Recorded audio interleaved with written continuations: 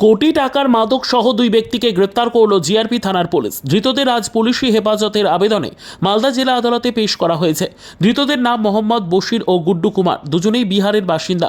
GRP থানা সূত্রে জানা গিয়েছে, গতকাল রাতে মালদা টাউন স্টেশনের 2 নম্বর প্ল্যাটফর্ম থেকে দুজনকে গ্রেপ্তার করে জিআরপি থানার পুলিশ।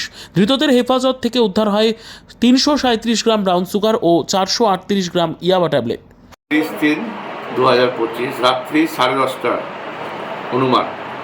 সেই সময় মালদা টাউন রেল স্টেশনের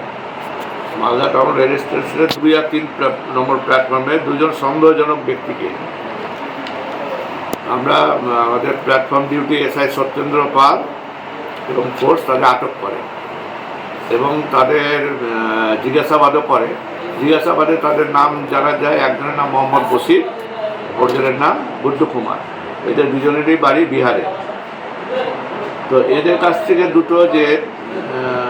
এই দুটো ব্যাগ দেখছেন, পিট্টু ব্যাগ যাকে বলে, এই ব্যাগগুলো সার্চ করে মোহাম্মদ বশিরের কাছ থেকে 337 গ্রাম ব্রাউন সুগার পাওয়া গেল।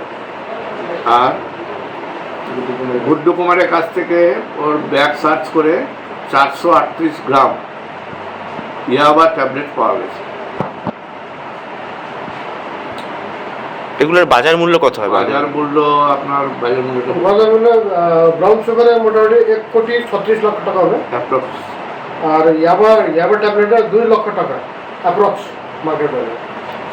আজকে তাদের আদালতে পাঠাচ্ছেন, পুলিশি কোনো হেফাজতে আবেদন জানাচ্ছেন? হ্যাঁ, ওদের 10 দিনের পুলিশি হেফাজতের জন্য আবেদন। Bureau report, PB news. Sun hospital, এখানে যে কোনো রকমের চিকিৎসার বিশ্বস্ত প্রতিষ্ঠান। খুবই কম খরচে বিশ্বমানের চিকিৎসা প্রদান করে থাকে।